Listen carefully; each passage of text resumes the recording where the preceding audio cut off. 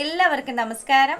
മൗനരാഗം സീരിയലിന്റെ നാളത്തെ ആ ഒരു സൂപ്പർ ഹിറ്റ് പ്രമോ വിശേഷത്തിലേക്ക് എല്ലാവർക്കും സ്വാഗതം കേട്ടോ. അങ്ങനെതാ നമ്മുടെ ക്രിസ്റ്റി കിരണിന്റെ ഓഫീസിൽ ഇന്റർവ്യൂ അറ്റൻഡ് ചെയ്തുകൊണ്ടിരിക്കുകയാണ്. കിരൺ ഇവളുടെ ഫയലുകളും അതുപോലെ ബയോഡേറ്റയും സർട്ടിഫിക്കറ്റും ഒക്കെ നല്ല രീതിയിൽ ഇങ്ങനെ പരിശോധിച്ചു കൊണ്ടിരിക്കുമ്പോഴത്തേക്കിനും കിരൺ ക്രിസ്റ്റിയോട് പറഞ്ഞു, നല്ല ക്വാളിഫിക്കേഷനൊക്കെ ഉണ്ടല്ലോ, അത്യാവശ്യം നല്ല എക്സ്പീരിയൻസും ഒക്കെ ഉണ്ടല്ലോ. എന്തായാലും ക്രിസ്റ്റിയെ പോലെയുള്ള ഒരാളെയാണ് ഈ കമ്പനിക്ക് ആവശ്യം. ക്രിസ്റ്റി ആണെങ്കിൽ ഈ കാര്യം കേൾക്കാൻ ഇങ്ങനെ ചെവിയോർത്തിരിക്കുകയാണ്. അവൾക്ക് വളരെയധികം സന്തോഷമായി. എന്തായാലും സാറേ, അങ്ങനെയാണെങ്കിൽ എനിക്ക് ജോലി കിട്ടിയ സ്ഥിതിക്ക് എന്ന് തൊട്ടാ ഞാൻ ജോയിൻ ചെയ്യേണ്ടതെന്ന് ചോദിച്ചു. അതെ, ഇയാളെ ഇപ്പം ഞാൻ അപ്പോയിന്റ് ചെയ്തിരിക്കുന്നത് എൻ്റെ പേഴ്സണൽ സെക്രട്ടറി ആയിട്ടാണ്. എന്തായാലും അടുത്ത ദിവസം മുതൽ ഇയാൾക്ക് ജോലിയിൽ തുടരാമെന്ന് പറഞ്ഞു. അങ്ങനെ ഷെയ്ക്ക് ഹാൻഡും ഒക്കെ കൊടുത്തു. നമ്മുടെ കിരണിനെ നല്ലതുപോലെ അങ്ങ് വാച്ച് ചെയ്തിട്ട് അവൾ അവിടെ നിന്ന് അങ്ങ് പോവുക. അതിനുശേഷം ഇറങ്ങി കഴിഞ്ഞപ്പോഴത്തേക്കിനും അവിടെ നിൽക്കുന്ന നമ്മുടെ സെക്യൂരിറ്റി ചേട്ടനുണ്ടല്ലോ, പുള്ളിക്കാരനാണെങ്കിൽ ഇവളെ മൊത്തത്തിലൊന്ന് നോക്കി. എന്തായാലും എന്തൊക്കെയോ ചില തകരാറുകൾ പുള്ളിക്കാരനും നമ്മുടെ കാദംബരിയുടെ കെട്ടിയവനുണ്ടല്ലോ പുള്ളിക്കാരനും ഒക്കെ തോന്നി. അപ്പൊ ഇവരിങ്ങനെ സംസാരിച്ചു കൊണ്ട് നിൽക്കുമ്പോഴത്തേക്കിനും ഇവളാണെങ്കിലോ അങ്ങ് മാറി നിന്നിട്ട് രാഹുലിനെ ഫോൺ ചെയ്യുക. രാഹുലിനെ വിളിച്ചിട്ട്, സാറേ സന്തോഷമുള്ളൊരു കാര്യം പറയാനാണ് വിളിച്ചത്. ദേ, എനിക്ക് കിരൺ സാറിന്റെ ഓഫീസിൽ പുള്ളിക്കാരന്റെ പേഴ്സണൽ സെക്രട്ടറി ആയിട്ടുള്ള ജോലി കിട്ടിയിരിക്കുന്നു. എന്താ ഈ പറയുന്നത്, സത്യം തന്നെയാണോ എന്ന് രാഹുൽ ചോദിക്കുക. അതെ സാറേ, ഞാൻ കിരണിന്റെ ജീവിതത്തിലേക്ക് കയറാൻ പോകുന്ന ആ ആദ്യത്തെ സ്റ്റെപ്പ് അത് ഞാൻ അങ്ങ് കംപ്ലീറ്റ് ചെയ്തു എന്ന് പറഞ്ഞു. അപ്പം അങ്ങനെയാണെങ്കിൽ നമുക്കൊന്ന് കാണണമല്ലോ എന്നും പറഞ്ഞ് രാഹുൽ ഫോൺ വെച്ചിട്ട് ഇവളുള്ള സ്ഥലത്തേക്ക് വരികയാണ്. ഈ സമയത്താണെങ്കിലും നമ്മുടെ പ്രകാശൻ ഇപ്പം നമ്മുടെ വിക്രത്തിന് ഏറ്റവും വലിയൊരു നേട്ടം കിട്ടിയതിൻ്റെ ആ ഒരു സന്തോഷത്തിൽ ഇങ്ങനെ നിൽക്കുകയാണ്. കാർത്തികയോട് ഒരുപാട് നന്ദിയൊക്കെ പറഞ്ഞു. മോളെ, നീ ഇല്ലായിരുന്നെങ്കിൽ എൻ്റെ മോൻ ജയിലിൽ നിന്ന് പോലും ഇറങ്ങില്ലായിരുന്നു. ഇവൻ്റെ കൂടപ്പറപ്പുകളൊക്കെ ചേർന്ന് ചതിച്ച് കള്ളക്കേസിലൊക്കെ പെടുത്തി അവൻ്റെ ജീവിതം മൊത്തത്തിൽ അലമ്പായി പോയേനെ. മോളെ ഒറ്റൊരുത്തി കാരണമാണ് ഇവനിപ്പോൾ നല്ലൊരു ഭാവി കിട്ടിയത്. അച്ഛൻ അതിന് എന്നോടല്ല അച്ഛൻ നന്ദി പറയേണ്ടത്. അച്ഛൻ ഏറ്റവും അധികം നന്ദി പറയേണ്ടത് എൻ്റെ അമ്മയോട് തന്നെയാണ്. എൻ്റെ അമ്മയ്ക്കാണ് അച്ഛനെ ഏറ്റവും അധികം ഇഷ്ടം.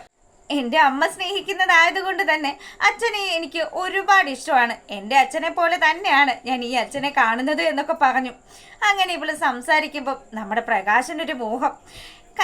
കാർത്തികയുടെ അമ്മയെ കണ്ടിട്ടില്ലല്ലോ. അപ്പം ലക്ഷ്മിയെ കുറിച്ചിട്ട് ഓരോ വിവരങ്ങൾ ചോദിക്കുമ്പോഴും കാർത്തിക സമയമായിട്ടില്ല എന്നൊക്കെ പറഞ്ഞ് പ്രകാശനെ ഒഴിവാക്കുക ചെയ്യാറ്. അതുകൊണ്ട് തന്നെ പ്രകാശൻ പറഞ്ഞു, അതെ, എനിക്ക് മോളുടെ അമ്മയെ കണ്ടാൽ കൊള്ളാന്നൊക്കെ ഉണ്ട്. ഞാൻ ഇതുവരെ മോളുടെ അമ്മ എങ്ങനെ ഇരിക്കുന്നതെന്ന് പോലും കണ്ടിട്ടില്ലല്ലോ. അപ്പം എന്നാ മോളെ അതിനൊക്കെ ഒന്ന് പറ്റുക. അത് അച്ഛാ, അതിനൊക്കെയുള്ള ഒരു സമയമാവട്ടെ. ആവുമ്പോഴത്തേക്കിനും അമ്മ കറക്റ്റായിട്ട് അച്ഛൻ്റെ മുന്നിൽ വന്ന് പ്രത്യക്ഷപ്പെട്ടോളും. എന്തായാലും അതുവരെ അച്ഛനൊന്ന് ക്ഷമിക്കെന്നൊക്കെ പറഞ്ഞു. ഇനിയിപ്പോൾ കാത്തിരിക്കാം മോളെ. മോളുടെ അമ്മയ്ക്ക് എന്നെ അത്രയൊക്കെ ഇഷ്ടമാണെങ്കിൽ ആ മോളുടെ അമ്മയുടെ വരവിന് വേണ്ടിയിട്ട് ഈ പ്രകാശൻ എത്ര കാലം വേണേലും കാത്തിരിക്കും. അങ്ങനെയൊക്കെ പറഞ്ഞ് പ്രകാശം നിൽക്കുമ്പോൾ, നീ കാത്തിരുന്നോ, നിനക്കുള്ള നല്ല ഒന്നാം തരം ഒരു കോളുമായിട്ടായിരിക്കും എൻ്റെ അമ്മയുടെ വരവ്. എൻ്റെ അമ്മയെ കണ്ട പാടെ തന്നെ താൻ ഞെട്ടി തകരൂടോ എന്നുള്ള രീതിയിൽ കാർത്തിക ഇങ്ങനെ ആലോചിച്ചുകൊണ്ട് നിൽക്കുമ്പം, എന്താ മോളെ ആലോചിക്കുന്നത്? ഒന്നുമില്ല അച്ഛാ, അച്ഛനും എൻ്റെ അമ്മയും തമ്മിൽ കാണുന്ന ആ ഒരു കാഴ്ച, ആ ഒരു മോമെൻറ്റ്, അത് തന്നെയാണ് ഞാനിങ്ങനെ ആലോചിച്ചുകൊണ്ട് നിന്നതെന്ന് പറഞ്ഞ് പ്രകാശിന് കുറച്ചുകൂടി അങ്ങോട്ട് ഇട്ട് കൊടുക്കുകയാണ് നമ്മുടെ കാർത്തിക.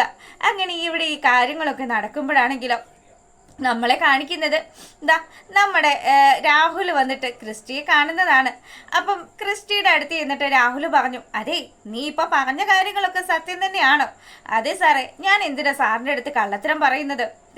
ഞാൻ എൻ്റെ ആദ്യത്തെ ആ ഒരു കടമ്പ അത് കടന്നിരിക്കുകയാണ്. ഇപ്പം ഞാൻ കിരണിൻ്റെ പേഴ്സണൽ സെക്രട്ടറി ആയിട്ടാണ് ജോയിൻ ചെയ്തിരിക്കുന്നത്. അതുകൊണ്ട് തന്നെ എനിക്ക് കിരൺ സാറുമായിട്ട് അടുത്തിടപഴകാനൊക്കെ ഒരുപാട് നല്ല അവസരങ്ങളൊക്കെ വന്നു ചേരും.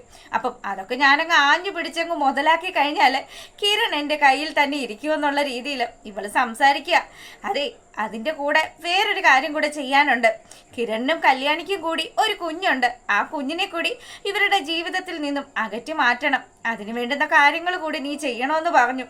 അതിനെന്തിനു സാറ് വിഷമിക്കുന്നത്? കൊച്ച് അമ്മയുടെയോ അച്ഛൻ്റെയോ കൂടെ നിൽക്കാതെ കൊച്ചിനെ വേറൊരു സ്ഥലത്തേക്ക് മാറ്റിയാൽ പോരെ? അതിന് വേണ്ടുന്ന ആൾക്കാർ വരെ ഈ എൻ്റെ കസ്റ്റഡിയിലുണ്ട്. സാർ എന്താ എന്നെക്കുറിച്ച് ധരിച്ചിരിക്കുന്നത്? നിന്നെക്കുറിച്ച് നല്ല പോലെ തന്നെ ഞാൻ അന്വേഷിച്ചായിരുന്നു. ആ അന്വേഷണത്തിൻ്റെ ആക്കിയ ഒരു ഒടുവിലാണ് നിന്നെ തന്നെ ഈ ഒരു കാര്യം ഏൽപ്പിക്കാമെന്ന് ഞാൻ വിചാരിച്ചത്. പിന്നെ എനിക്ക് ഉള്ളതൊക്കെ വിറ്റിട്ടാണെങ്കിലും കിരണിൻ്റെയും കല്യാണിയും തമ്മിൽ തെറ്റിക്കണം. പകരം എൻ്റെ മകളെ അവൻ്റെ ഭാര്യയാക്കി കൊണ്ടുവരണം. ഇതാണ് എൻ്റെ ആഗ്രഹം. സാർ ഒട്ടും വിഷമിക്കണ്ട കേട്ടോ. ആ കാര്യങ്ങളൊക്കെ ഞാൻ നടത്തി തരാമെന്നൊക്കെ പറഞ്ഞ് ഇവള് നമ്മുടെ രാഹുലിന് ഷെയ്ക്കാൻഡ് കൊടുക്കുക. ഈ സമയത്താണെങ്കിലോ നമ്മളെ കാണിക്കുന്നത് നമ്മുടെ സരയുവിൻ്റെ അടുത്തെത്തിയ മനുവിനെയാണ്. അപ്പം മനു വന്നതും സരയു ഭയങ്കര ദേഷ്യത്തിലൊക്കെ ഇരിക്കുക. അപ്പം മനു വന്നിട്ട് ചോദിച്ചു, എന്ത് പറ്റി മോളുവിന് എന്താ ഒരു ദേഷ്യം? എന്ത് പറയാനാ, അച്ഛന് ഭ്രാന്ത് ശരിക്കങ്ങ് മാറിയിട്ടില്ല മനുവേട്ടാ. അച്ഛൻ എന്തൊക്കെ പറഞ്ഞാലും അവസാനം കൊണ്ടുപോയി കിരണിന്റെ കാര്യത്തിലാണ് നിൽക്കുന്നത്. ഇപ്പോഴും അച്ഛൻ കിരണിനെ കുറിച്ചിട്ടുള്ള കാര്യങ്ങളൊക്കെയാ സംസാരിക്കുന്നത് എന്നൊക്കെ ഇവള് നമ്മുടെ മനുവിന്റെ അടുത്ത് പറഞ്ഞു.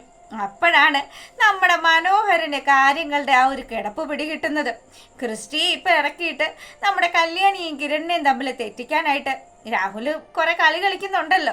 ആ കളി വരുന്നത് സരയുവിൻ്റെ ജീവിതത്തിലേക്ക് കിരണിനെ കൊണ്ടുവരാൻ വേണ്ടിയിട്ടാണ് എന്ന് മനു അവിടെ വെച്ചങ്ങ് മനസ്സിലാക്കി. അപ്പം അതൊക്കെ മനസ്സിലാക്കിക്കൊണ്ട് നിൽക്കുന്ന നമ്മുടെ മനോഹരനെ കാണിച്ചുകൊണ്ടാണ് നാളത്തെ ആ ഒരു വിശേഷം അവസാനിക്കുന്നത്. അപ്പോൾ അതാ നിങ്ങൾക്ക് ഇഷ്ടപ്പെട്ടിട്ടുണ്ടെങ്കിൽ ലൈക്ക് ചെയ്യുക, കമൻറ്റ് ചെയ്യുക. എല്ലാവർക്കും നല്ലൊരു രാത്രിയൊക്കെ ആശംസിച്ചുകൊണ്ട് വീഡിയോ വൈൻഡപ്പ് ചെയ്യാണ്. അപ്പോൾ ഓക്കെ, ഗുഡ് നൈറ്റ്.